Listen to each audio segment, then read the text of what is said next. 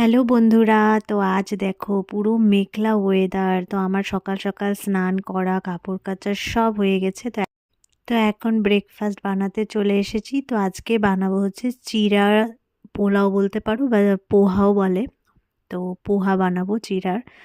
তো আমি আগে চিড়াটাকে ভালোভাবে জলের মধ্যে ভিজিয়ে ভালোভাবে চিপে রেখেছি, তারপরে একটু হলুদ দিয়ে ভালোভাবে মেখে রেখেছি। আর তেলের মধ্যে এখন আমি কালো সর্ষে ফোড়ন দিয়েছি, আর আলু পেঁয়াজ দিয়ে দিলাম, আর একটু হলুদ গুঁড়ো দিয়েছি, আর এখন কাঁচা লঙ্কা দিচ্ছি।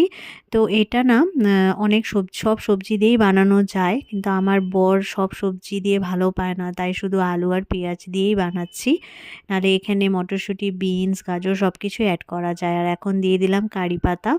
কারি পাতা দিলে পোহার টেস্টটাই পুরোটাই আলাদাই হয়। তো এই দেখো ভেজানো যেটা ভিজিয়ে আমি ভালোভাবে জল মানে ভালোভাবে চিপে চিড়াটাকে উঠিয়ে রেখেছিলাম, তারপর একটু হলুদ মেখে রেখেছিলাম।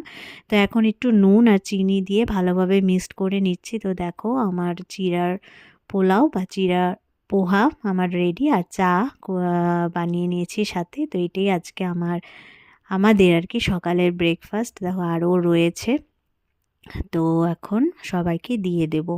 তো তোমরাও এটা ট্রাই করতে পারো, বেশ ভালো লাগে।